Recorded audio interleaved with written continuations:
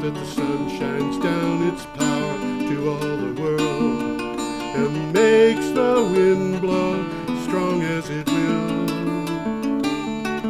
So lovely earth can stay lovely still.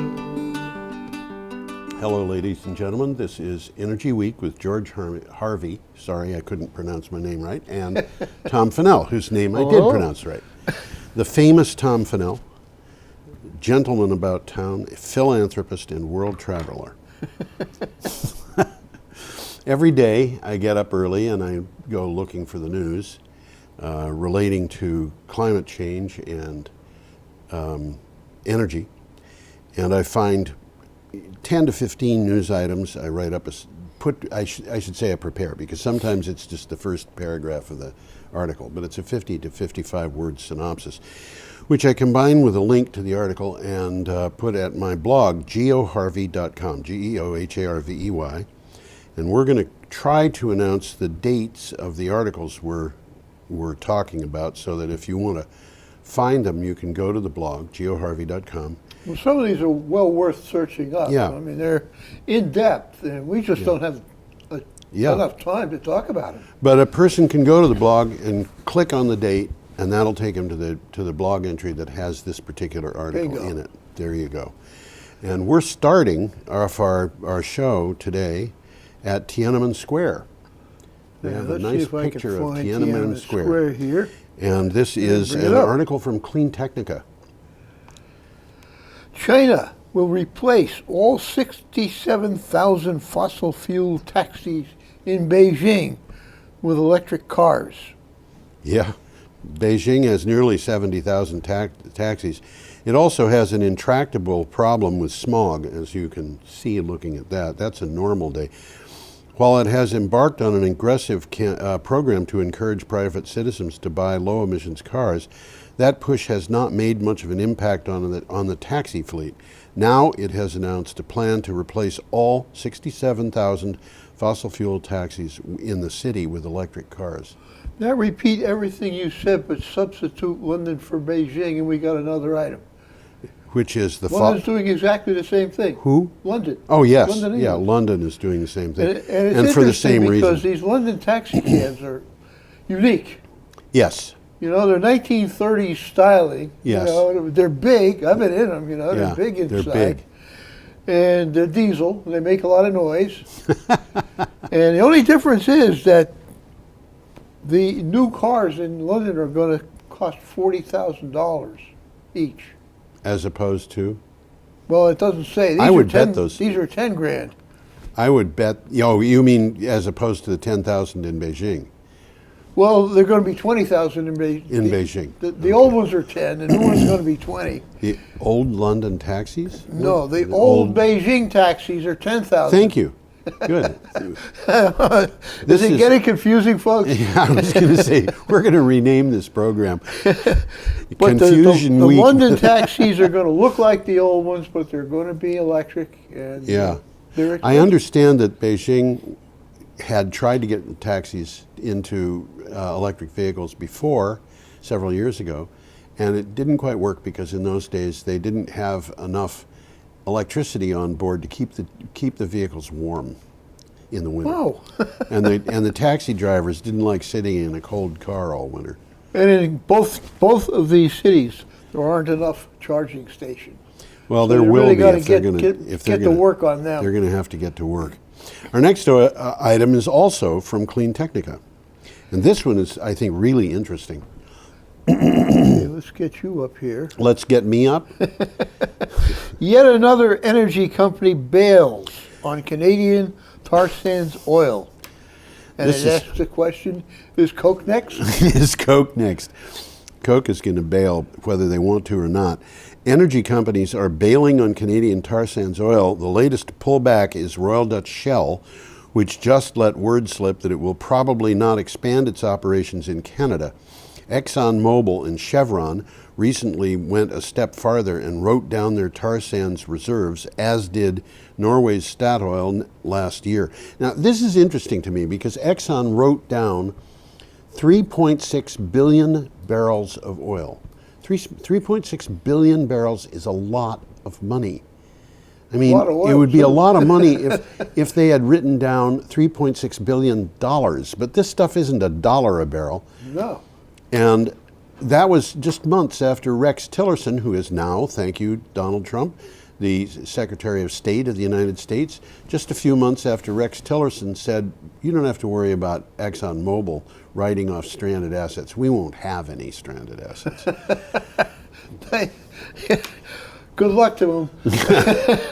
Yeah, good luck to the United States. Interesting thing about this article, if you look it up, there's a picture there, a photograph of the tar sands. Yes. It's rather gruesome. It's gruesome. It's gruesome. Yeah. Yeah. Every gallon of oil they pull out of the ground pollutes several gallons of water. Wow. And that water is put into lagoons because they don't know what else to do with it. Yeah. So they've got little ponds full of water all over. I think that's part of what toxic. you're looking at in this photograph. Yeah. And birds flying along will, ducks and so forth will land in that water. Then they can't get up again. And they can't get out again. They just die there. It's like the tar sands, that have the saber-toothed tigers in them. Except this is mallard ducks being killed in the Canadian tar sands, and the speed at which, if you compare fossil fuels with wind turbines on bird kills, for every megawatt hour, wind turbines kill about one bird for every gigawatt hour they produce, which is a fair amount of electricity. Yeah, it is. The fossil fuels for a gigawatt hour will kill about 30 birds. No kidding. Yeah. You don't hear much about that. No, you don't. And we've got organizations that are fairly well funded to put out put out information saying wind turbines are terrible in one way or another, and then you've got other organizations just pick up and echo those ideas. Oh yeah, I mean you could track that stuff. Yeah. Yeah.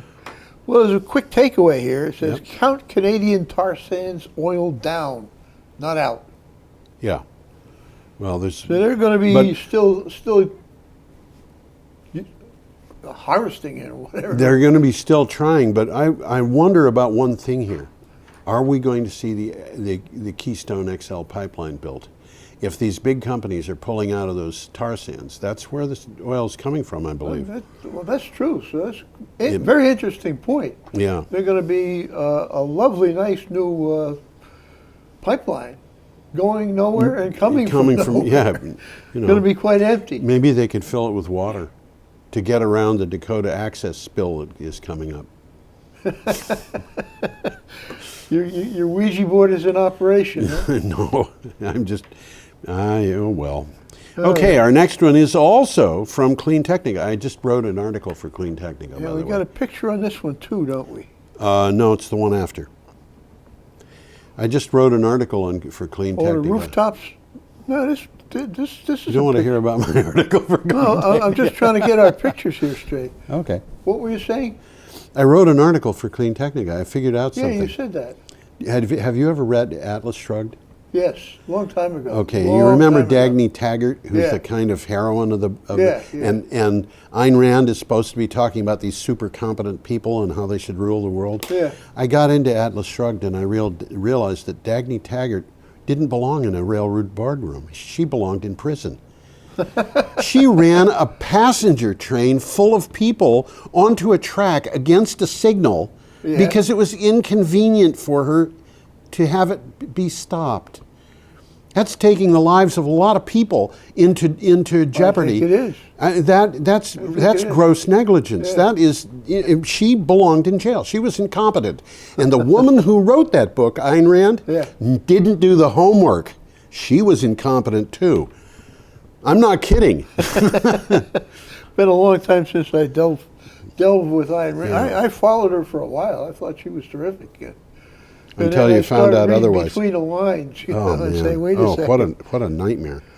Okay, this is from Clean Technica, Lancaster, California. Yeah, Lancaster raises rooftop solar mandate, requires zero net energy homes, and we do have a picture of rooftops.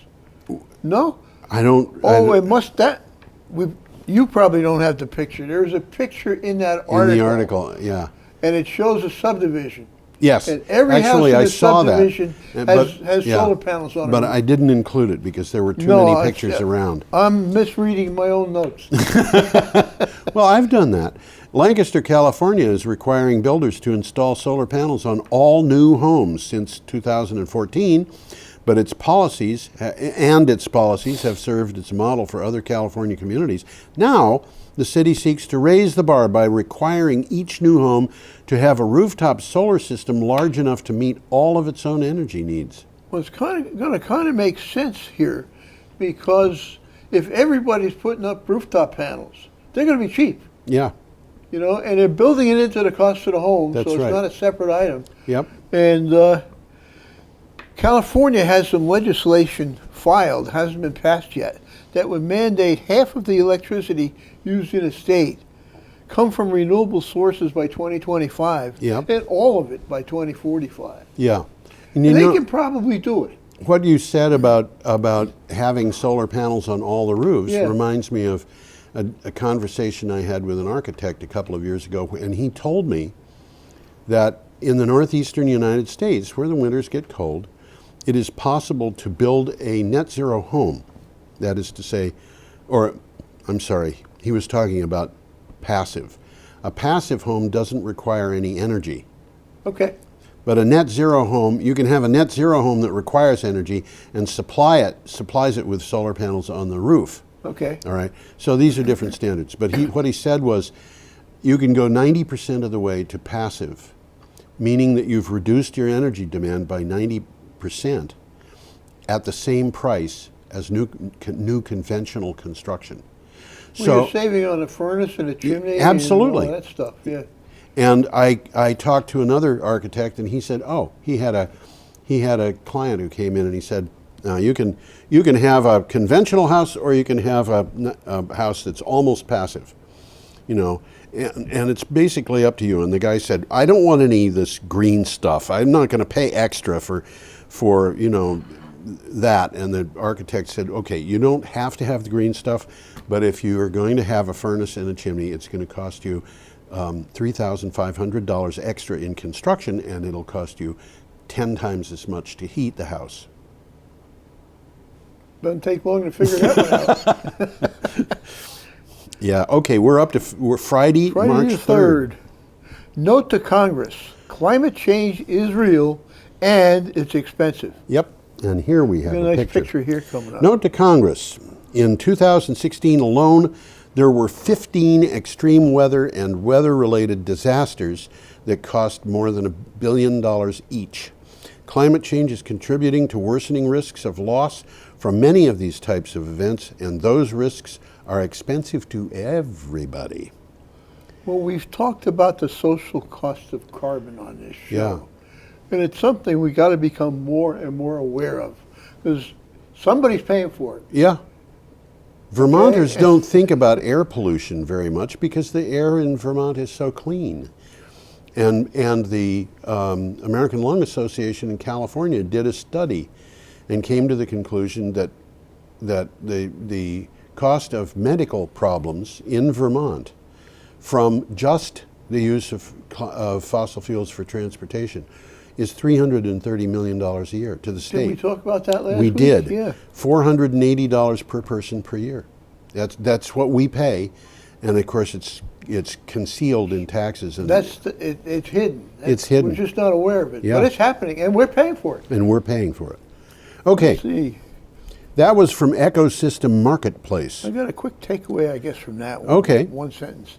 What we cannot afford to do is to refuse to accept the facts. Climate change is real. It is already having serious and costly effects on people.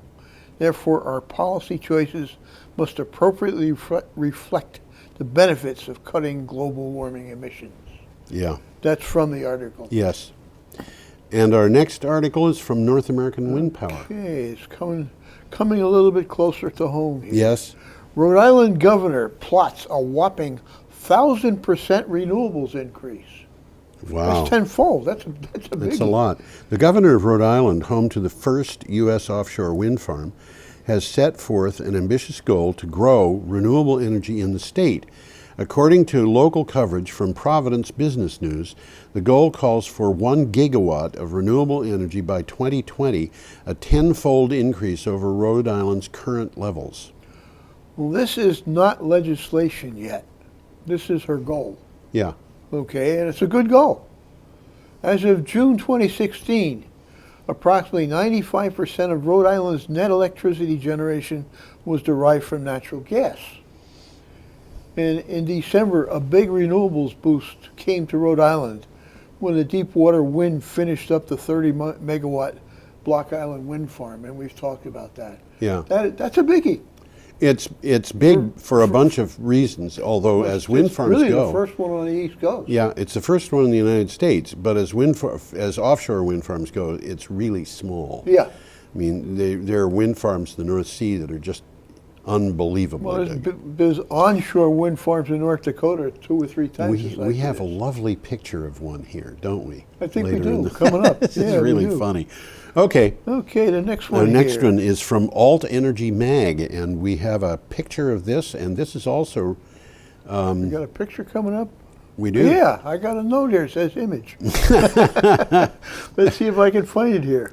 There you I go. know this place. Yeah. I know this place. Yes. If you take the Mass Pike, you're going right by this, but on the other side of those buildings. Yeah. Because I can remember seeing it for a long, long time, that wind turbine. Yeah. I mean, it's been there a long time. It's been there a while. And it turns. And it turns. Believe it or not. Okay. Replacing coal with renewables and energy efficiency can lead U.S. to a cleaner energy future. Duh. Duh. It's cleaner and cheaper to replace retiring coal-fired power plants with wind and solar and energy-efficient upgrades rather than more costly, climate-polluting natural gas plants, according to a report from the Natural Resources Defense Council. Renewable power also shields consumers from natural gas price increases. And that's, we're hearing this from all over the world, really. No, but this is coming a little closer to home. Yep. That's all. But it's And true. that plant is in Massachusetts. Yeah, it's right outside of Boston. Mystic Generating Station, Everett, Massachusetts. Everett, right? Yeah. Okay. Alrighty. Now we have an interesting one, and I'm going to have to. There's a picture coming up, and you can put that picture on, Tom, if you want. I'm going to switch this thing. The next one coming up. Yeah, the next one coming up, and I'm going to switch it so that people can see that. And this is from the Huffington Post. No, it's not your TV, guys. The picture's moving. And that, by the way, that's actually not a time-lapse photography. That's 2 photographs that are kind of slowly moved from one to the next. Yeah, But, it's not the same picture time lapse. So you got to. It's the same place. You can see what's happening. Absolutely. California's wild climate will only get more volatile as the temperature rises. Wetter wets and drier dries are ahead. Yeah. The record rain soaking California this winter seemed an impossible reprieve. The state's driest years on record was followed by a possible record amount of rain and snow, but the precipitation may just be the beginning of new water woes. And we'll see this. This is a good one to look up if you want to, because there's a couple of videos on there, and there's several of these time-lapse GIS. Yeah. And they show you really it's staggering what's really happening. Well, it's amazing. There's more drought now, I think, in New England than there is in California. Well, they got a monsoon. I forget what they call it. They call it a precipitation river or something like that. Something like that, yep. And it basically what happens is when the drought ends, California can have basically a continuous band of high humidity precipitation events just coming at them. And it'll stay high precipitation for a long time. This particular thing, and you don't have to bring it up because people can see it behind us. This particular thing is a dam filling in about 18 months, and that reservoir, when That's large. that's a huge place, and we'll see a picture of this later on, Yep. and you can get an idea of how big this thing is, and it's just filling up. And when it filled up and spilled over, they had to evacuate 180,000 people, because, and you'll see that in an upcoming photograph. So, go on. That was from Huffington Post. Yeah. Next item. Lexington could move to 100% renewable energy. Lexington where? Lexington, Massachusetts. This is from Wicked Local Lexington. Lexington, Massachusetts could be in line to get all of its power from renewable sources in coming years.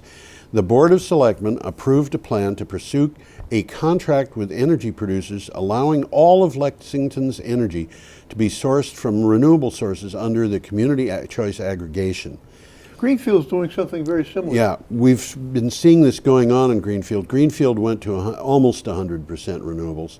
Well, it's got and some had their- legislation in Massachusetts that makes this easier to do. And then when Greenfield did that, they had a slight reduction in their electric bills when they switched to renewables. Well, it's still an option. Yeah. But you're going to pay more for regular power than you are for green power. By a little bit. You can have them burn coal if you want, Yeah. but it's going to cost a little extra. Okay, should we go on? Why not? Okay.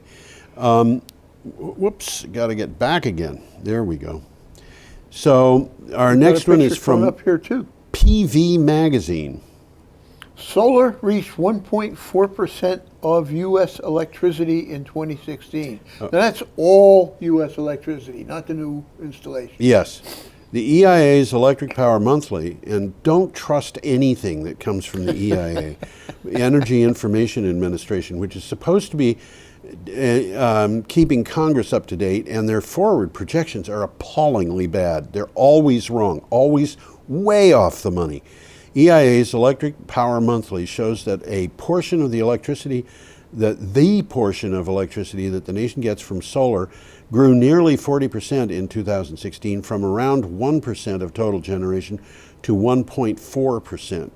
Wind is likewise growing, and the share of electricity from wind rising from 4.7% in 2015 to 5.5% in 2016. Renewable energy, and this includes hydro, provided 15.3% of U.S. electricity in 2016. Well, there is a backstory here, though. Yep. Solar and wind made up more than 60% of new generation. Yes. Okay, so it's moving in that direction. Yes, and if we hadn't had a new nuclear power reactor come online, it would have been more than that. It would have been 3/4. And nuclear And we're still power, way behind Europe. Yeah, nuclear reactors don't come online very often. Okay, we are up to Sunday, the 5th of March. And we got another one. We have another picture? Another picture. Oh, yes, we do. That looks like a castle in the background, but I don't think it is. It's an island with a lighthouse. Ah, that makes perfect sense. I like that. Yeah. Ireland's race against time to avoid a 360,000 No. euro. Million. Is it million? Yeah. Yeah, it is. It's 360 million euro fine for renewables. With the Irish government in a race against time to avoid a potential 360 million euro fine from the EU for failing to hit renewables targets, 2017 looks set to be a defining year for the country's energy sector. The EU's fine is $120 million for each 1% of the country is below target. And the clock is ticking down to a 2020 deadline. And you know, I think they could beat that deadline. Well, they're going to have to start putting in some offshore wind. Wind. They could do that.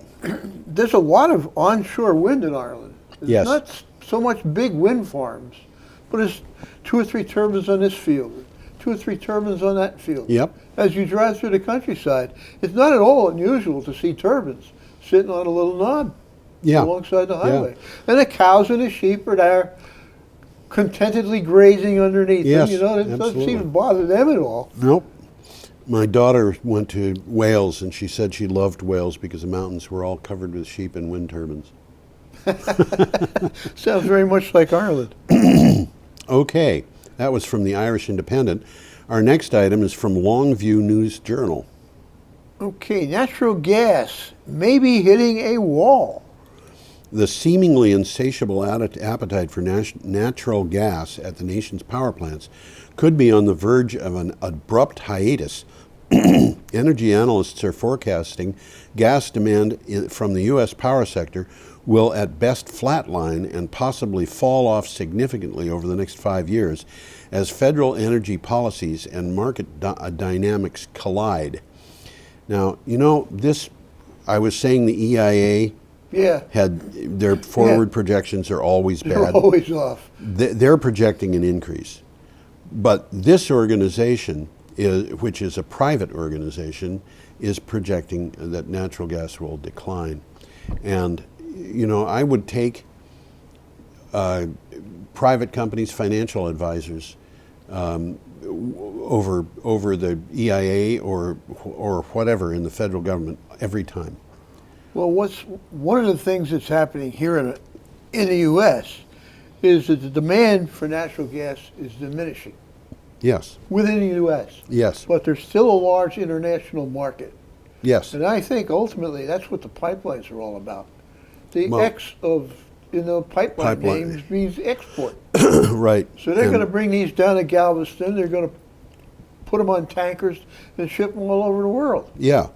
And we take the risk and they get the reward. Yeah, right. Well, they're going to have to deal with it because the marketplace is changing. Well, the U.S. Energy Department is predicting that the amount of electrical energy generated from natural gas in the U.S. will fall 17%. That's significant. The U.S. DOE is doing this? That's the Energy Department, yeah. Yeah, and they're also predicting from a different office that it's going to increase. And that different office is the EIA. So you've got to be careful with that. I saw an EIA projection on solar power. They said in 2040 we're going to have this much solar power. Yeah. And a different office in the DOE. This is in the same agency, but a different office in the same agency had announced to the world that we were already at that 24 a week earlier. So, you know, you just have to kind of pick and choose. There's a little takeaway from this item. Yep. One sentence. We're in a post-coal world, and we're almost in a post-gas world. Almost, yes. And it's one thing that I could mention here, Tom. Lazard Associates LCOE, which you're familiar with, the levelized cost of electricity. Yeah, we've talked about them a lot. And LCOE, if you're going to look at it, that looks at everything. Yeah, including subsidies. And what they were saying was that the cost last year of solar electricity from a combination of solar panels and batteries, they were saying was 9.2 cents per kilowatt hour. And that is like a third to a quarter of what it costs to get power from a natural gas peaking plant, which takes longer to get turned on. And that goes on fast. And the batteries, you know, you want power, you're going to have it in a tenth of a second or less. Instantly, yeah. So, well, things are changing. Things are changing. And yeah. I'm sure 10 years ago, nobody was even thinking about it. They were not projecting what we've got now. No way. No way. And there's going to be more changes ahead. I mean, and it's going to be economics that does it. I should mention one thing for everybody's benefit. The reason why nobody predicted this 10 years ago is because you and I weren't on the air 10 years ago. Okay. All righty. We got a picture here coming up. This is from Norman G. Starr. And there is the picture. That is. Let's try and find this picture here. There you go. There we go. Okay. What do you got from the Norman G. Starr? NOAA's budget to be cut 17%. And for those of you who have an aversion to acronyms, NOAA is the National Oceanic and Atmospheric Administration, commonly called NOAA. NOAA. The Trump administration is seeking major cuts to NOAA, one of the country's climate science agencies, reducing its budget by 17% overall, with a 26% reduction for its research budget. Proposed cuts include reducing climate protection budget by almost 70% and the Great Lakes Restoration Initiative by 97%. And in case they're going in there with a hatchet, boy. And they're not paying attention to how much damage they're doing to the economy as a result. They are operating on the arrogant assumption that their ideology trumps everything. Yeah. And reading into this, I remember reading it. I'm saying that some of this is retribution. It's retribution. People in this agency weren't spouting the company line. There's a nonpartisan organization that is paid for by Congress to look at these agencies and see how cost effective they are. And it turns out that the agency that was the most cost effective in its use of money was the EPA, which added $10 to the economy for every dollar it cost. So That's a good deal. What is Trump going after? The EPA. Why? Because it does damage to coal. Sorry, coal's going out of business because of competition. The market can't support them. And you know, I'm going to make a little prediction here for anybody who wants to listen to it. Trump got a lot of support from Mitch McConnell, who's leading the Senate.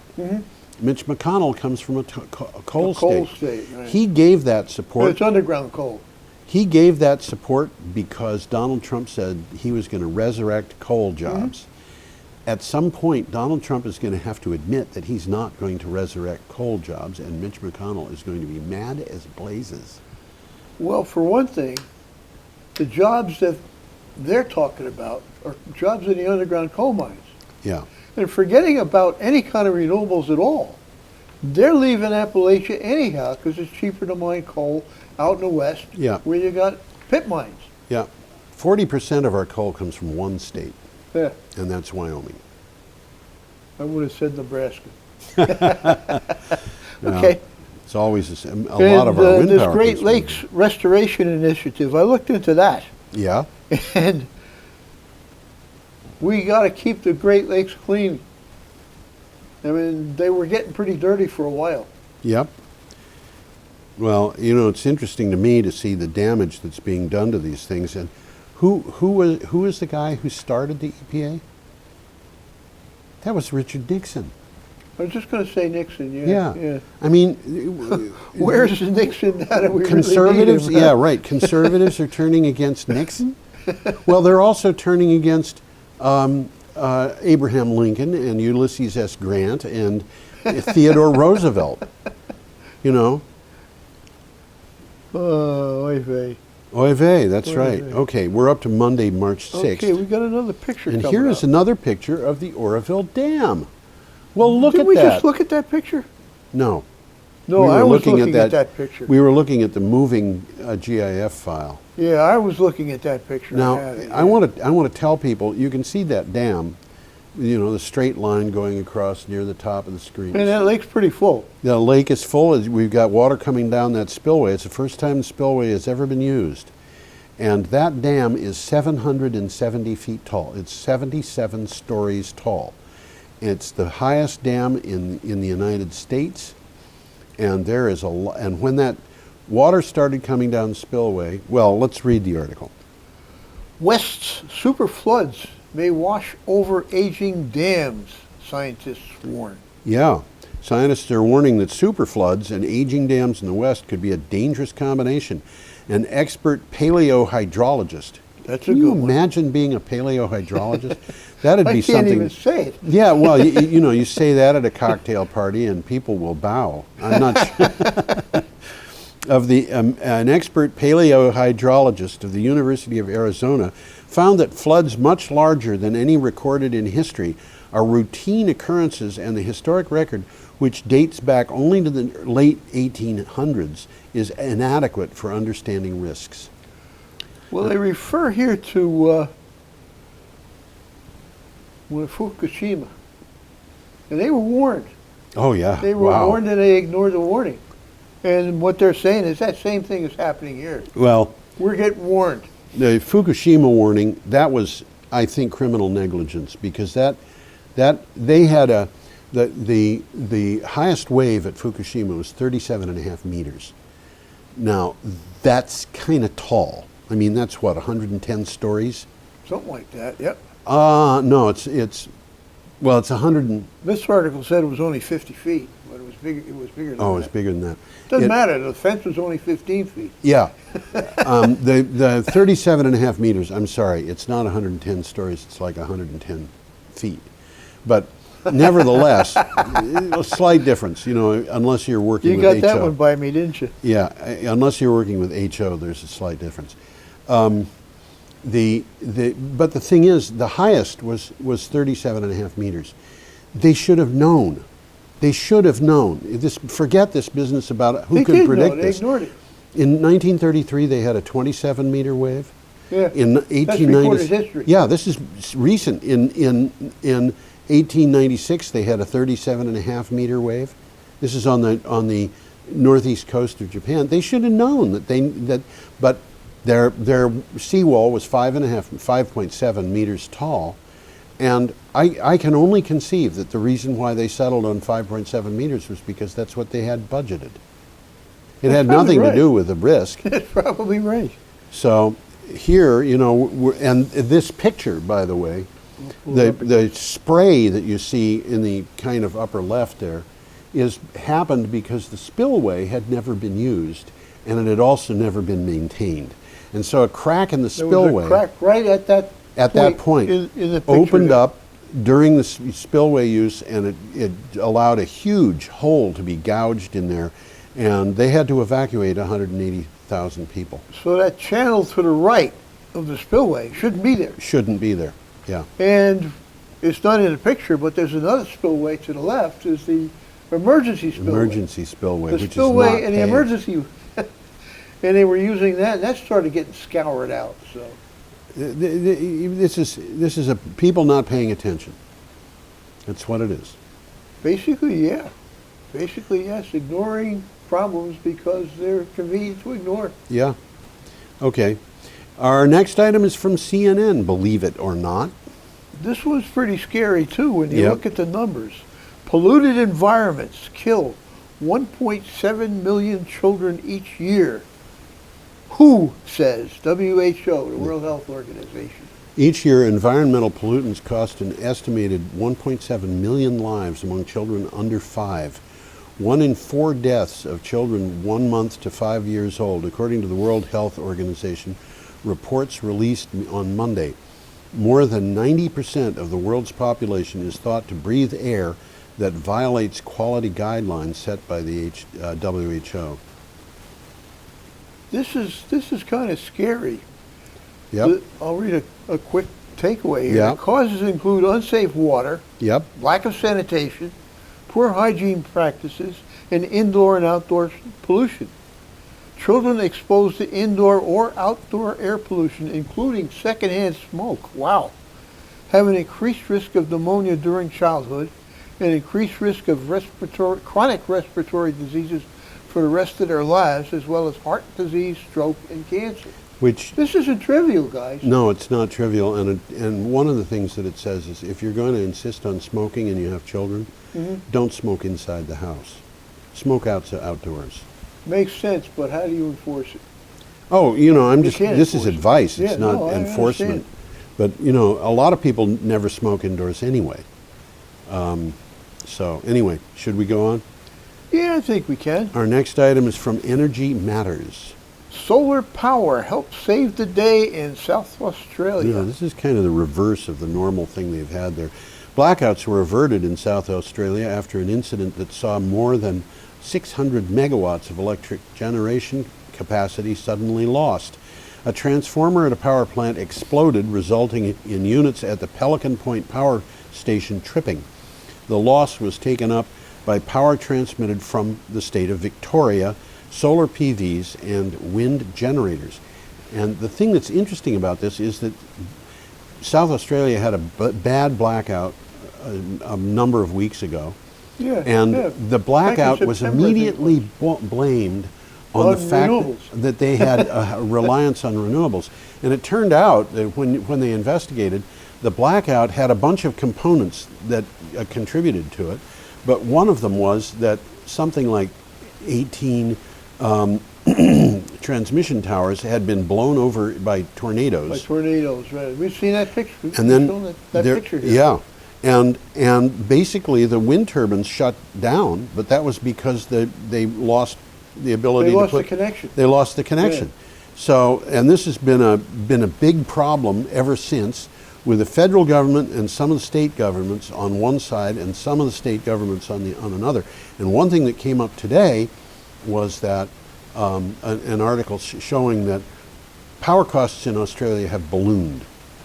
And the two states where they ballooned the least were Victoria and New South Wales, and where they have a lot of renewable power. And the places where they went up by as much as 3 times in 1 year, so their power bills tripled Wow. in 1 year, were the places in the north, Queensland and so forth, which were dependent on coal. Well, coal's a big issue in Australia. It's exactly got a the lot of reverse power. of what the federal government is saying it is. Yeah, yeah. Exactly the reverse. Okay, do you have anything else on that? Well, a quick one here. According to the South Australian Energy Minister, if it wasn't for wind and solar, blackouts would have occurred. Yeah. He's talking about this event. Right. And the takeaway here is more than 200,000 small-scale solar panel systems are installed across South Australia. Yeah. SAA also boasts 1.6 gigawatts of wind. Yes. So they're pushing the envelope there Yeah, in South they are. Australia. Yeah. Okay, we're up to Tuesday, March 7th, and our next item is from The Guardian. Energy executives say the gas market, not wind farms, to blame for South Australia's woes. Didn't we just talk about I that? think we were. Okay, senior executives from AGL Energy have given evidence at an inquiry in Melbourne that the main issue causing problems with reliable energy supply in South Australia is, quote, dysfunction, end quote, in the gas market. Not too many wind farms making the grid unreliable. Many witnesses blame a lack of clear policy direction from Canberra, which is their That's their Washington, D.C. Washington, D.C. This is a quick takeaway, and it's right on the money. While there is extreme uncertainty, I'll say that one over again. Do it. My tongue got in the way of my eye teeth, so I couldn't see what I was saying. Well, that happens sometimes. While there is extreme uncertainty about policy, it raises the supply price of new energy, Yeah. and that's what's happening. Yep. Okay. Okay, Our let's- next let's item move back is from here to Clean USA. Technica, and this is a picture that I really enjoy. I went to a thing once where people in Vermont were talking about wind power, and a man who was just livid, and he said, "I have friends who know people who live near a wind farm, and they talk about how terrible it is." And I thought, friends who know people who live near a wind farm? We know about winds in the Northeast Kingdom. And this was why I started calling around the United States to people who live in wind farms. Well, that's what's happening here. That's what's happening here. There's homes right in the middle of the There they are, the little houses that are completely surrounded by. And I'm going to tell a story, I hope nobody minds, but I called up Roscoe, Texas, and I talked to a woman who just answered the phone, and at the municipal center. I said, I want to talk about how you people like the wind farm. And she said, well, the town manager's out. And I said, I just want to talk with somebody who has no axe to grind in terms of, the community. I want to know how you feel. Yeah. Can I ask you? She said, oh, yes. I said, how does it feel to live in a wind farm? And she said, oh, I never thought about the fact that we live in a wind farm. I suppose we do. Well, we like it. And she had good reasons for liking it. It was good for the local economy, and it never bothered anybody. So anyway, here they are, wind farms. And this is from Clean Technica. Yeah, let's see. Even in the red states. Got it? Title? Oh, duh. Deer in the headlights, folks. Rural red state America is acting on climate change, but not calling it climate change. Yeah, right. Tom does all the engineering here, so he's got divided attention. So everything's fine with Tom. Even in the red states of the U.S. Great Plains, local leaders and communities of all sizes are already grappling with the issue of climate change. Though their actions are not always couched in terms of addressing climate change, their strategies can provide insights into how to make progress on climate policy under a Trump administration, and that's what Well, they're instead of doing. talking about green benefits, they're talking about energy, economic benefits, common sense, and sustainability. Yeah, They're just not talking about the climate. climate change, but if you talk to them privately in some cases, they talk about climate change. Well, they're talking about this letter S with a line through it. Yes. That's right. Okay. All right. Is that all on that The one? initial interest in climate change came about as a result about the concern about the potential for poor air quality affecting economic development in the city. This is, I don't even know what city. This is in Okay. Texas. Air quality and climate change were framed as being extremely related issues. Well, they are. Yeah, they are. Okay, should we move on? Yeah, we'll move on. Let's. Our next item is from Ars Technica We UK, got an image here which too. can be pronounced uck if you like, but nobody will understand you.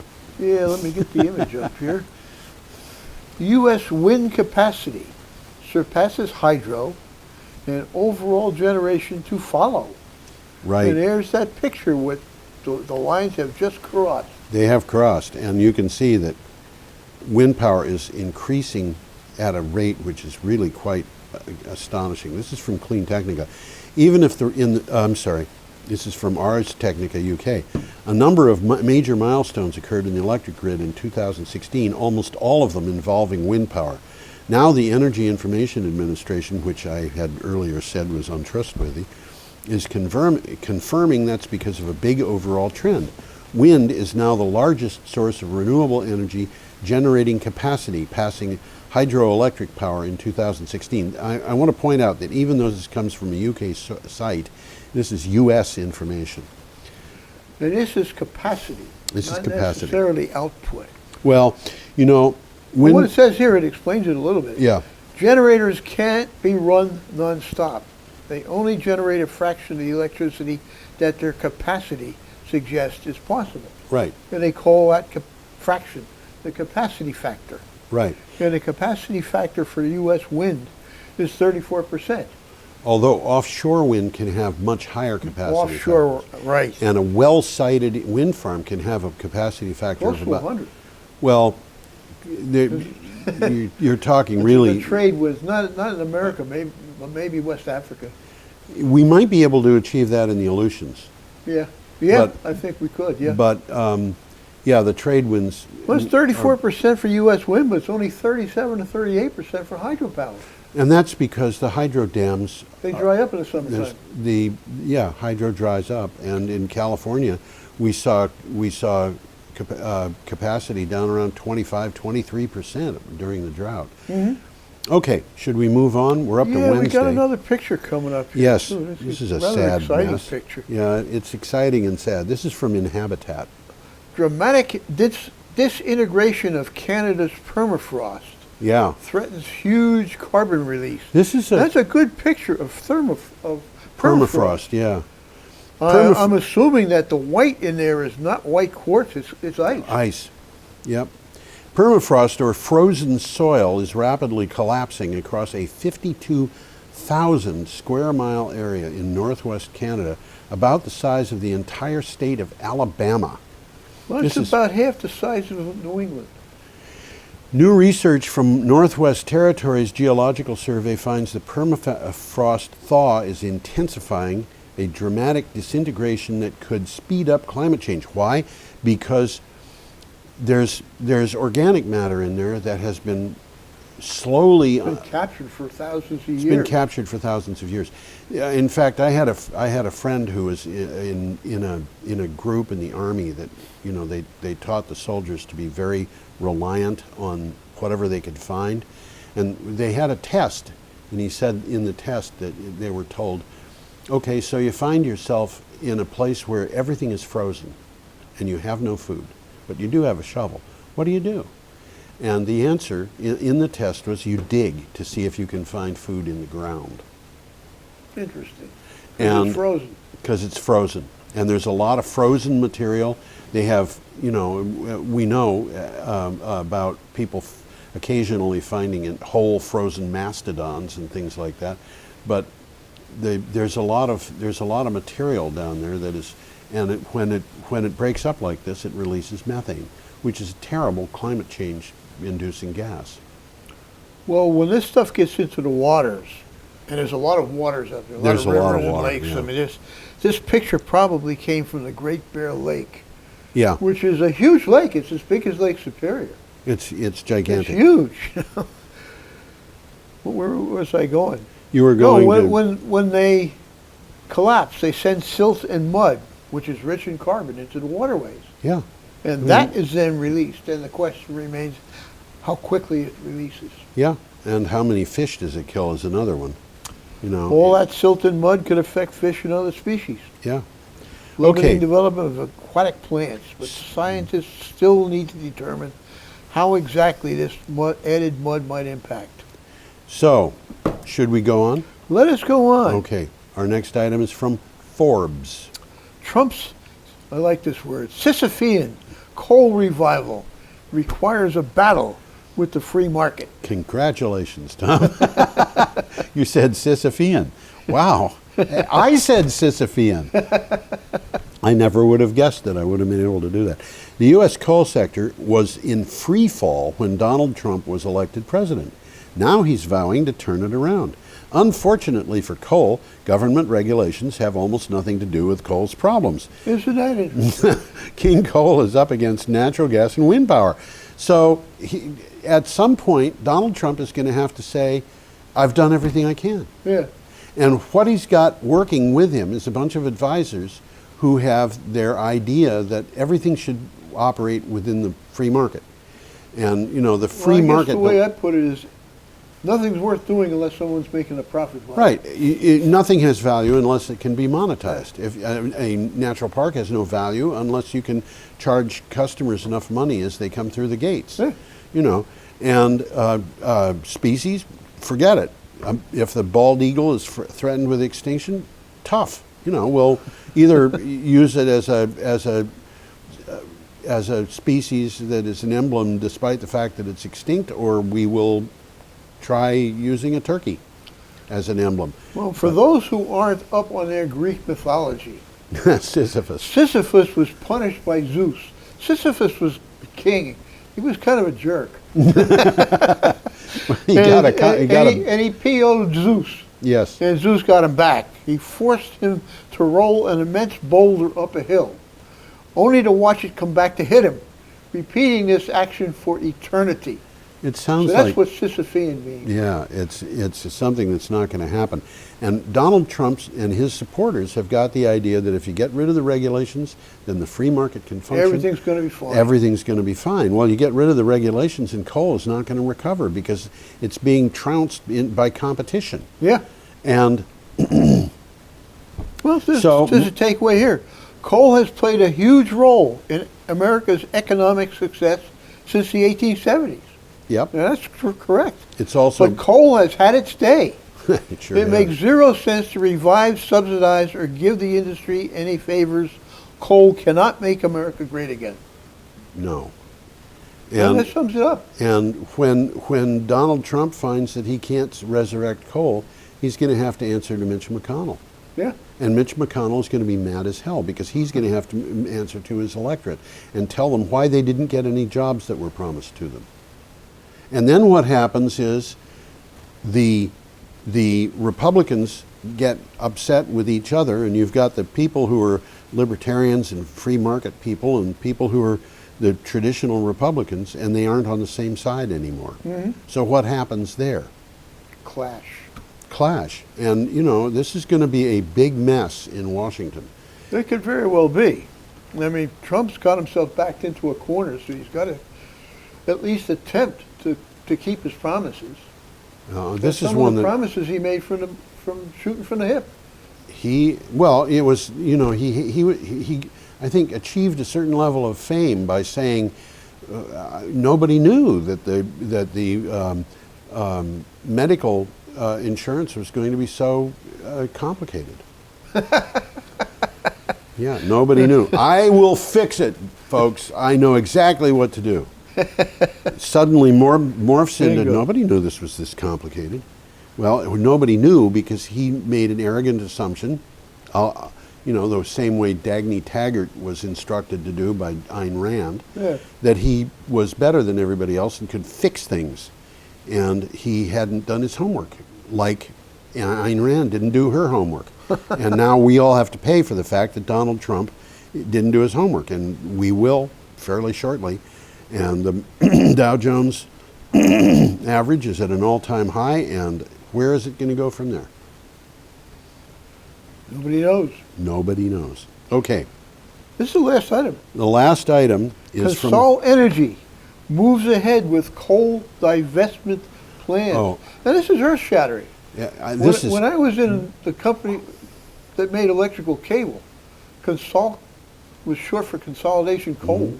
It was one of our biggest customers. They bought miles and miles of what they called shuttle car cable for use in underground coal mines. And now the only thing of value down in those coal mines is the cable. Probably. This is from Clean Technica. A Bloomberg report says that Consol Energy, a Pennsylvania-based energy producer that has billed itself as, quote, one of the largest independent natural gas exploration, development, and production companies, end quote, has hired advisors from Credit Suisse Group AG and Bank of America in an effort to move ahead on divesting of its coal business. This is Consolidation Coal. Well, was this Consolidation report Coal. didn't say a bunch of things that it could have said. Yeah. Which I happen to know because I was doing research for an article for Green Energy Times. In 2008, we have a Dow Jones coal. There was a Dow Jones coal index. Okay. People know about the Dow Jones Industrial Index and the utilities. There was a coal index. There was a coal index, and it was riding high in 2008. That was not even 10 years ago. And since that time, between 2008 and 2016, it dropped 98%. Wow. I mean... So that's why there is no more coal index. Every single company on that index went broke, went bankrupt, or the value of the stock dropped so low that